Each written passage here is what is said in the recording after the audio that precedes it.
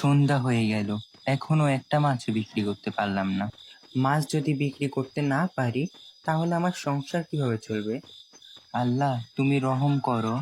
আর এই গ্রামে কি কোনো মানুষ নাই যে আমার কাছ থেকে একটা মাছ কিনবে?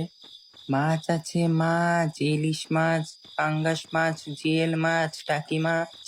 আরে হিসু আসারও আর টাইম পেল না, মাছ করা রেখে প্রস্রাব করে আসি।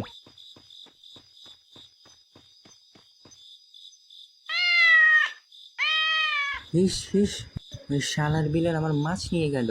ওই বিড়াল, ওই দাঁড়া, আমার মাছ দিয়ে যা। হঠাৎ করে বিড়ালটা আবার কই চলে গেল? এটা তো পুরনো একটা স্কুল, হয়তো এটার ভিতরে বসে খাচ্ছে।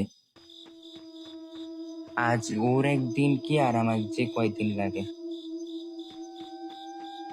এখানে তো কিছুই নেই, ওই পাশে গিয়ে দেখি তো। ওমা, এটা তো মাথা কাটা লাশ। আল্লাহ জানে কে কে মেরে রেখে গেছে। কি করি? হ্যালো সিআইডি স্যার, এখানে ক্যাপটাউন গ্রামে একটা মাথা কাটা লাশ পাওয়া গেছে। আচ্ছা ঠিক আছে স্যার।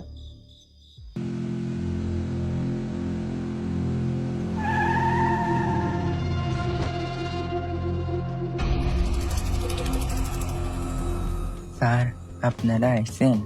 দেখেন কে যেন এই বাচ্চাটাকে গলা কেটে ফেলে রেখে গেছে। অভিজিৎ, তুমি লাশটা ভালো করে চেক করো, দেখো কোনো কিছু পাওয়া যায় কিনা। আর আপনি এক্স্যাক্টলি এখানে কি দেখেছেন?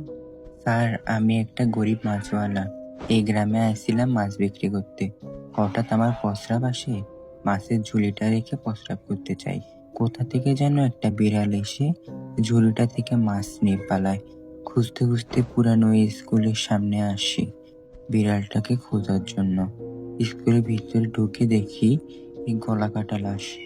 তারপর আপনাদের ফোন করি।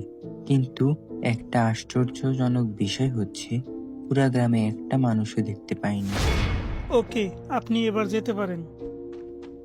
স্যার, হ্যাঁ বন্ধুরা, আজকে ভিডিওটা এতটুকুই। দ্বিতীয় পার্ট দেখতে চাইলে অবশ্যই কমেন্ট করবেন। আর ফুল ভিডিও আমার ইউটিউব চ্যানেলে আপলোড আছে, চাইলে আমার ইউটিউব চ্যানেল থেকে দেখে আসতে পারেন।